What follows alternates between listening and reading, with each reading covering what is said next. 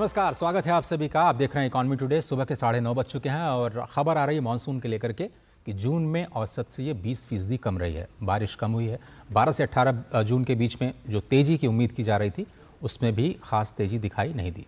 इस खबर का महंगाई दर, किसान कल्याण की योजनाओं के बजट पर क्या कुछ असर पड़ेगा, इस पर हमारा रहेगा आज का स्पेशल। और कारोबार जगत की दूसरी खबरों पर भी नजर डालेंगे, लेकिन शुरुआत बिजनेस हेडलाइंस यानी आज की टॉप लाइंस के साथ। आरबीआई वित्तीय स्थिरता को बरकरार रखने और विकास के पथ पर देश को ले जाने के लिए प्रतिबद्ध। आरबीआई गवर्नर ने मुंबई में एक कार्यक्रम में जताया भरोसा। पहली तिमाही में 7.3% रहेगी विकास दर। चालू खाता घाटा 1% से भी कम रहने की उम्मीद। देश में लागू हो गया है नया डाक कानून। जीवन को आसान बनाने के लिए समाज के अंतिम व्यक्ति तक पहुंचेगी सरकारी योजनाएं। 2023 में विधेयक पारित किया गया। एनवीडिया ने एप्पल और माइक्रोसॉफ्ट को पीछे छोड़ते हुए दुनिया की सबसे बड़ी कंपनी होने का तमगा हासिल किया। $3.3 ट्रिलियन के मार्केट कैप के साथ अपने एआई प्रोजेक्ट को अब आगे बढ़ाएगी कंपनी। मंगलवार को मार्केट कैप में $103 बिलियन की बढ़ोतरी। और शेयर बाजार आज फिर से तेजी के साथ खुले। सेंसेक्स और निफ्टी ने नया रिकॉर्ड बनाया। कल भी 77,000 के स्तर पर सेंसेक्स को देखा गया था। लगातार कई दिनों से ये जो तेजी है वो बरकरार है, लेकिन वित्तीय स्थिरता को लेकर के कुछ इकोनॉमिस्ट पूरी दुनिया में जो सवाल उठा रहे थे उसका दो टूक कल जवाब दिया आरबीआई गवर्नर ने। और अच्छी खबरें आई हैं अर्थव्यवस्था के मोर्चे पर। इनकम टैक्स, जो डायरेक्ट इनकम टैक्स है, डायरेक्ट टैक्स है, उसके कलेक्शन के मोर्चे पर भी आयकर विभाग ने ये अब स्पष्ट कर दिया है कि चालू वित्त वर्ष में अब तक जो शुद्ध प्रत्यक्ष कर संग्रह है वो 21% बढ़ा है। 4.62 लाख करोड़ रुपए हो चुका है। वित्त मंत्रालय के मुताबिक वित्त वर्ष 2024-25 के लिए कुल प्रत्यक्ष कर संग्रह में 22% से ज़्यादा की बढ़ोतरी दिखाई दी है। वित्त वर्ष 2024-25 के लिए जो एडवांस टैक्स है उसमें 27% से ज़्यादा की बढ़ोतरी दिखाई दी।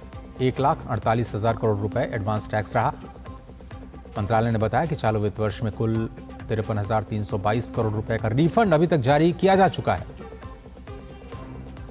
सीबीडीटी के अनुसार 17 जून 2024 तक 4,62,000 करोड़ रुपए का ग्रॉस डायरेक्ट टैक्स कलेक्शन देश में हुआ और 2024-25 में 17 जून तक 53,000 करोड़ से ज़्यादा के रिफंड जारी किए गए। रिफंड रिफॉर्म्स जो हुए हैं उससे आम आदमी के जीवन को आसान बनाने में काफ़ी मदद मिली है। पिछले साल इसी अवधि में दौरान किए गए जो रिफंड थे उससे ये 34% ज़्यादा है। टेक्नोलॉजी का यहाँ इस्तेमाल किया गया और इस साल 1 अप्रैल से 17 जून के दौरान प्रत्यक्ष करों का जो संग्रह है वो 22% से ज़्यादा बढ़ करके 5,16,000 करोड़ रुपए को पार कर गया। तो ये दिखाता है कि भारतीय अर्थव्यवस्था में जो तेजी है बरकरार है और एडवांस टैक्स के आंकड़े सबसे भरोसेमंद आंकड़े होते हैं जिसके आधार पर हम ये तय कर सकते हैं कि देश की विकास किस दिशा में जा रही है। देश में नया डाकघर कानून अब लागू हो गया है। डाकघर अधिनियम 2023 ने भारतीय डाक अधिनियम 1898 की जगह ले ली है। इसका मकसद जो नागरिक केंद्रित सेवाएं हैं और सरकारी योजनाओं को बिल्कुल अंतिम छोर तक पहुंचाने के लिए किया जाएगा। एक सरल विधायी ढांचा तैयार करने के साथ ही जीवन को आसान बनाने पर केंद्रित रहेगा अब डाकघर का पूरा ढांचा। नए कानून में डाकघर को पहले दिए गए पत्रों को एकत्र करने, उनको संसाधित करने और वितरित करने का जो विशेषाधिकार था बंद कर दिया गया। अधिकतम सुशासन और न्यूनतम सरकार, इस लक्ष्य को बढ़ावा देने के लिए कानून में कोई भी दंडात्मक प्रावधान नहीं है। अधिनियम में भी कहा गया है कि डाक सेवा महानिदेशक को अब भारतीय डाक का प्रमुख माना जाएगा। उनके पास सेवाओं के शुल्क और डाक टिकटों की आपूर्ति सहित अलग अलग जो मामले हैं उन पर नियम बनाने की पूरी शक्तियां दी जाएंगी। संसद ने पिछले साल दिसंबर में इस विधेयक को पारित किया था। आपको पता है कि 1,55,000 से ज़्यादा डाकघर पूरे देश में हैं जो वित्तीय सेवाओं के साथ साथ जो ईज़ ऑफ लिविंग की जो योजनाएं हैं उसको भी आम लोगों तक पहुंचाने में एक बड़ी भूमिका निभाती हैं। मिसाल के तौर पर अगर आप किसी गांव में रहते हैं और आपको अपना पेंशन सर्टिफिकेट, लाइफ सर्टिफिकेट देना है तो अब आपको फिजिकली जाने की ज़रूरत नहीं होगी। आप पास के ही पोस्ट ऑफिस में जा करके अपने पेंशन ऑफिस के साथ कनेक्ट करके अपनी उपस्थिति, अपना लाइफ सर्टिफिकेट दे सकते हैं। इस तरह से लोगों की ज़िंदगी को आसान बनाया जाएगा।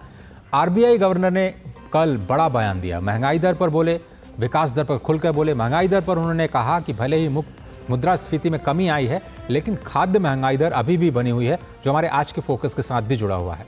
मौसम को लेकर के अनिश्चितताएं बनी हुई हैं। उन्होंने कहा कि मौद्रिक नीति के रुख को बदलना अभी जल्दबाजी होगा और किसी भी तरह के जोखिम भरे कदम से फिलहाल बचना चाहिए। हालांकि गवर्नर ने उम्मीद जताई कि महंगाई दर 4% के नीचे जरूर आएगी। विकास दर को लेकर भी श्री दास ने उम्मीद जताई कि पहली तिमाही में अर्थव्यवस्था के 7.3% की दर से बढ़ने की उम्मीद है। Why we increase the growth? Why did we increase by 20 basis points? Now that is because number one, we see the growth momentum. We see a very strong momentum of economic activities, a strong momentum of growth. If you look at the last quarter, that is Q4 of 23-24, that is January to March this year, the momentum of economic activity is much stronger. In fact, it was perhaps the strongest momentum of the last year. And the growth in the last quarter itself was 7.6%. Although the implicit number behind NSO's number was 5.9%, but the momentum was so strong that it came at 7.6%, resulting in the high growth of last year. And that same strong momentum of economic activity has also continued into the first quarter of this year. April and May are over. We have in Reserve Bank, we have the data for it. June also, we are in the third week of June now. The data is also available with us. So we see the momentum is well sustained. And we are therefore quite sanguine and quite optimistic that the projection which we have given for the first quarter of this year, 7.3%, we are quite optimistic that it will indeed be 7.3%. And there is no reason why the momentum will slow down. That's the first point. So the momentum of economic activity continues to be strong. और जल्दी से बता दें आपको कि RBI governor के संबोधन की बड़ी बातें क्या रही। उन्होंने स्पष्ट तौर पर कहा कि भारतीय अर्थव्यवस्था में मजबूती लगातार बनी हुई है और बीते 3 सालों में जो औसत विकास दर है वो 8.3% रही। चालू वित्त वर्ष की जो पहली तिमाही में देश की विकास दर 7.3% बने रहेगी। मानसून बेहतर होने की उम्मीद उन्होंने जताई। निजी निवेश में बढ़ोतरी हो रही है और मांग बढ़ने से भी अर्थव्यवस्था में मजबूती देखी गई है। बैंकों में कॉर्पोरेट सेक्टर में हो रही जो मांग है उसमें भी बढ़ोतरी दर्ज की जा रही है। इलेक्ट्रॉनिक्स, केमिकल, कैपिटल गुड्स और इंफ्रास्ट्रक्चर सेक्टर में मांग में बढ़ोतरी हुई है। महंगाई 4% की दर पर जरूर आएगी। खाद्य पदार्थों की जो महंगाई दर है अब भी 8% बनी हुई है। ये संबोधन की बड़ी बातें आपको दिखा रहा है। इस साल ज़्यादा गर्मी की वजह से दालों और सब्जियों के उत्पादन पर असर पड़ा है और इसी वजह से जो खाद्य महंगाई दर है वो लगातार 8% के आसपास बनी हुई है, स्टिक कर रही है वहाँ पर। यह सबसे बड़ी चिंता का विषय है। अच्छी खबर यह भी कि अप्रैल दिसंबर के बीच देश का चालू खाता घाटा जीडीपी के 1.2% पर रहा। अगले हफ्ते पूरे साल के लिए चालू खाते घाटे के आंकड़े जारी किए जाएंगे। उम्मीद जताई है आरबीआई गवर्नर ने ये 1% से भी कम रह सकता है। विदेशी मुद्रा भंडार 655.8 अरब डॉलर के स्तर पर है, जो निवेशकों का भरोसा बढ़ाता है और आरबीआई वित्तीय स्थिरता को बरकरार रखने और विकास के पथ पर देश को ले जाने के लिए प्रतिबद्ध है। ये एक बार फिर से भरोसा जताते हुए आरबीआई गवर्नर। एक छोटा सा ब्रेक लेते हैं। ब्रेक के उस पार हमारा आज का फोकस। आप देखते रहिए इकोनॉमी टुडे। जीरा से प्यास बुझाएं, डाइजेशन के लिए मस्त, शरीर में नमक पानी का बैलेंस बनाए। सिप सिप जीरा सिप इंग्लिश का जल्दी और जीरा सिप। ये डाउट बहुत ही अमेजिंग चीज है, काम आसान कर देती है। अब जिस पे भी डाउट है वो तो ऑटोमेटिकली आउट है। लेकिन मुथूट फाइनेंस से गोल्ड लोन लेते हुए कोई डाउट नहीं है, क्योंकि यहाँ है पूरी ट्रांसपेरेंसी, 100% भरोसा और सुरक्षा। तभी तो मुथूट फाइनेंस है भरोसा इंडिया का number 1 most trusted financial services brand. तो गोल्ड लोन लेने के लिए कॉल करें 1-800-313-1212। घुटना, कंधा या कमर, चाहे जैसा हो दर्द, डॉक्टर ऑर्थो आपको देता है दर्द से पूरी आजादी। ये कोई टेम्पररी पेन किलर नहीं, आयुर्वेदिक औषधि है। और अब बात करते हैं आज के फोकस की।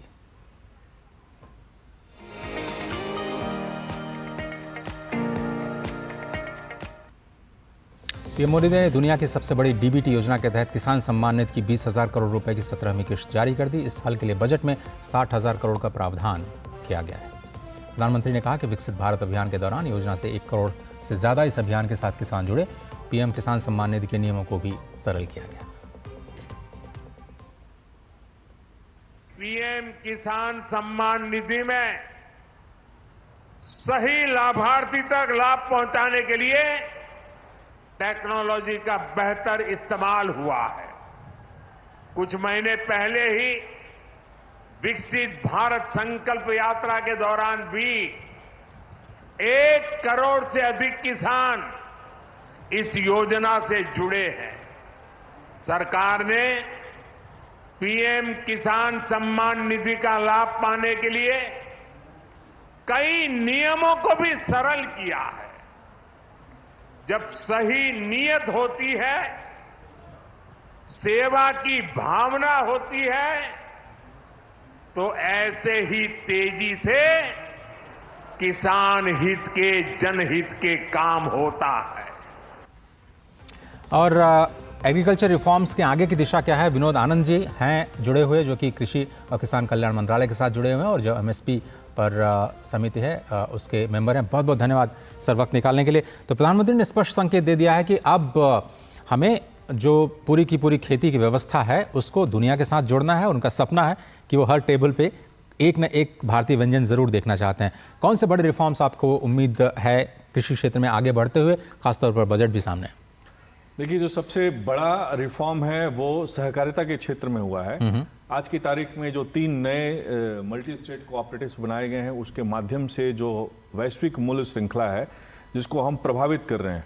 कुछ एक ऐसे उदाहरण हैं जैसे बासमती चावल का मिनिमम एक्सपोर्ट प्राइस तय करना, प्याज के इंटरनेशनल ट्रेड को, ग्लोबल ट्रेड को रेगुलेट करना, यहाँ तक कि जो मौसमी सब्जियां हैं उनका किस तरीके से एक उस मूल्य श्रृंखला में किसान को कैसे उसके पैसे मिले, ना कि बिचौलियों को पैसे मिले। तो इसकी संपूर्ण व्यवस्था आमूल चूल परिवर्तन करके की गई है। मैं आपको उदाहरण दूंगा, जैसे मान के चलिए टमाटर का विषय है। टमाटर पूरे सीपीआई में, कंज्यूमर प्राइस इंडेक्स में सिर्फ 0.6% उसका योगदान है। परंतु अभी महीने में जब सिर्फ और सिर्फ हिली स्टेट में टमाटर का उत्पादन किया जाता है या उसकी प्लांटिंग अभी शुरू हुई है, अभी किसी भी देश के किसी भी भाग में टमाटर की फसल तैयार नहीं खड़ी है यदि वो ग्रीन हाउस में नहीं है। तो कुछ बिचौलिए होते हैं जो उसको अपने हिसाब से रखते हैं और इस समय का इंतजार करते हैं जब उसका भाव ऊपर नीचे हो। तो प्रधानमंत्री जी ने इन सारी चीज़ों की व्यवस्था देखते हुए कृषि मंत्रालय और सहकारिता और बाकी के जो और लाइन डिपार्टमेंट्स हैं उनको साथ में समन्वित करके एक ऐसा तंत्र बनाया है कि जो भी जहाँ वेयर हाउसेज होंगे वो जियो टैग्ड होंगे। तो आने वाले समय में जो ये सप्लाई चेन में जो इनोवेशन है, उस सप्लाई चेन के इनोवेशन को फील किया जाएगा मार्केट के द्वारा। और मैं बहुत श्योर हूँ कि अभी जो खाद्यान्न से संबंधित जो इन्फ्लेशन रेट फ्लक्चुएट हो रहा है वो वापस बहुत जल्दी कंट्रोल में आएगा। रही जहाँ तक बात मौसम की और क्लाइमेट चेंज पे जिस पे इतनी चर्चा हो रही है, उसको सही तरीके से भारत केंद्रित जो विषय है उसको समझा नहीं गया है। मैं आपके माध्यम से पूरे उद्योग जगत को ये बताना चाहूँगा, क्लाइमेटिक क्लासिफिकेशन का जो विषय है वो अभी भी हम यूएसडीए से ही ले रहे हैं, या तो कोपेन क्लासिफिकेशन हो या थॉर्नथवेट हो या त्रिवार्था क्लासिफिकेशन हो। हमारी जो अपनी क्रॉप डाइवर्सिफिकेशन की और हमारी जो अपने क्लाइमेटिक क्लासिफिकेशन की और एग्री इकोलॉजिकल अप्रोच को जिस प्रकार से देख करके और सारा कुछ कहना चाहिए, उसमें हम कहीं पीछे रह गए थे। और इस कमेटी के माध्यम से हम लोग उस पर काम कर रहे हैं और आने वाले समय में आप इसका रिफ्लेक्शन देखेंगे। निराश होने की कोई आवश्यकता नहीं है, इसमें हमारा देश काफ़ी अच्छा जा रहा है। इतना बड़ा इन्वेस्टमेंट जैसे वेयर हाउसेज में, हर पैक्स में वेयर हाउस होगा, आज तक कभी भी दुनिया में ऐसा इन्वेस्टमेंट किया नहीं गया। विश्व की जो सबसे बड़ी वेयर हाउस में इन्वेस्टमेंट है वो हमारे देश में माननीय प्रधानमंत्री जी ने किया है किसानों के लिए और हमारे सहकारिता के सदस्यों के लिए। इसलिए सहकार से सिद्धि कैसे हो और पैक्स से अपेक्स कैसे हो, इस 2 बातों का ख्याल रखते हुए, इन 2 मूल मंत्रों का ख्याल रखते हुए जो वैश्विक मूल्य श्रृंखला है वो फार्मर सेंट्रिक कैसे हो और इसमें हमारे किसानों का किस प्रकार से योगदान हो। हमारे जो नए कोऑपरेटिव्स जो अभी बन रहे हैं और पुराने वाले जो कंप्यूटराइज्ड हुए हैं, जो पैक्स कंप्यूटराइज हुए हैं, एफपीओज हैं, small farmers agri business consortium की तरफ से नया अध्याय शुरू किया गया और ओएनडीसी के माध्यम से आप सीधे किसान से, एफपीओ से आप अपना प्रोड्यूस खरीद सकते हैं। तो ये सारे इनोवेशंस को लेकर के आज हमारा देश सुरक्षित है। कंज्यूमर सेंट्रिक जो एक पहले बातचीत होती थी, अब वो फार्मर सेंट्रिक स्टेप्स लिए गए हैं। लेकिन जो कोऑपरेटिव मॉडल है पूरा का पूरा विनोद जी, वो कुछ राज्यों में तो बेहतरीन काम करता है। मिसाल के तौर पर गुजरात की बात करें तो उसमें एग्रीकल्चर से जुड़े हुए जो कोऑपरेटिव सेक्शन जो सेक्टर है काफ़ी अच्छा काम कर रहा है। लेकिन जो हमारे पूर्वी इलाके हैं जिनको अब प्रधानमंत्री कह रहे हैं कि ग्रोथ के नए इंजन होंगे, वहाँ पर आप लोग क्या गतिविधियाँ बढ़ाने जा रहे हैं कोऑपरेटिव्स की और उनको एक तरह से जो फॉरवर्ड लिंकेजेस हैं उसमें ज़्यादा पार्टिसिपेशन किसानों का हो, उसकी कोशिश की जाएगी? देखिए, जो 3 नए मल्टी स्टेट कोऑपरेटिव बनाया गया, उसका 3, एक एक्सपोर्ट के ऊपर, दूसरा नेचुरल फार्मिंग के ऊपर और तीसरा बीज के ऊपर। तो इन तीनों का किसकी कोई सीमा नहीं है। मल्टी स्टेट कोऑपरेटिव की पूरा भारत में वो व्यापार उसका होता है, कोई भी उसका सदस्य बन सकता है, वो सहकारिता क्षेत्र से होना चाहिए। तो हमारे यहाँ जो कुल मिला के लगभग 80,000 के आसपास पैक्स हैं, जिसमें 62,500 पैक्स को कंप्यूटराइज किया गया है, वो पूर्वांचल से भी हैं, पूर्वी भारत से भी हैं। तो उनको अभी ये अध्याय शुरू हुआ है, उसमें उनकी सदस्यता निर्धारित की गई है, तो थोड़ा समय उसमें लगेगा, 2-4 महीने आप और इंतजार करें। रही बात कि पूर्वी क्षेत्रों में कोऑपरेटिव मूवमेंट क्यों ऊपर नहीं आ पाया, इसके कई कारण थे और उसको दूर करने के लिए मल्टी स्टेट कोऑपरेटिव्स में रिफॉर्म्स किए गए।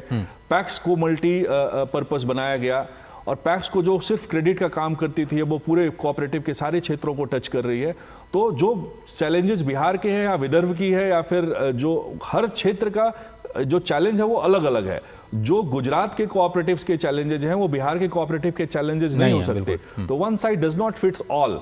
तो इस बात को हमें हमेशा ख्याल रखना पड़ेगा। दूसरा, हमारे माननीय प्रधानमंत्री जी का दिशा निर्देश ये है और उनका सपना ये है, जिस पे हम लोग काम कर रहे हैं, कि हम सिर्फ ये नहीं देखें कि एक राज्य से दूसरे राज्य में क्या सीखा जा सकता है, बल्कि हम विश्व के जो विकसित देश हैं जहाँ पे कोऑपरेटिव का मॉडल काफ़ी सक्सेसफुल रहा, कोऑपरेटिव एक्सटेंशन के मॉडल काफ़ी सक्सेसफुल रहे, खास करके जैसे मैं अमेरिका की बात करूंगा जिसको एक कैपिटलिस्टिक स्टेट कहा जाता है, लेकिन उन्होंने 1928 में पाका एक्ट प्रिवेंशन ऑफ जो पेरिसेबल कमोडिटी है उसके लिए उन्होंने एक्ट बनाया था और वो पूरा कोऑपरेटिव मॉडल में अपना काम करते हैं। तो हम अपने जो कोऑपरेटिव इकोनॉमिक फ्रेम है, उस फ्रेमवर्क है, उसको हम अपने देश में जो अर्थशास्त्रियों को भी नहीं समझा पाए, तो आप देखेंगे कि कहीं कोई कोऑपरेटिव इकोनॉमिस्ट अभी नहीं पाए जाते हैं, सिर्फ एग्रीकल्चर इकोनॉमिस्ट पाए जाते हैं। और पीली अखबार और काले कोट के जो पत्रकार दिल्ली में आसपास खूब घूमते हैं और कई चैनल्स पे डिबेट करते हैं, उनका वो लक्ष्य जो सहकारिता को लेके होना चाहिए वो होता नहीं है। विनोद जी, क्या आप आगे चल करके एमएसपी रिफॉर्म्स देख रहे हैं, सब्सिडी को लेकर के जो रिफॉर्म्स करने हैं उस पर कुछ कदम आते हुए देख रहे हैं? क्योंकि फर्टिलाइजर सब्सिडी शायद जिस पर सबसे ज़्यादा अभी काम किया जा रहा है, उसका असर जो इनपुट साइड में है, चाहिए तो फॉरवर्ड लिंकेज आपने बोला कि कोऑपरेटिव से आप एड्रेस करने की कोशिश करेंगे, लेकिन जो बैकवर्ड लिंकेजेस है जिसमें आप इनपुट्स पर ध्यान देते हैं, उसको कैसे दुरुस्त किया जाएगा?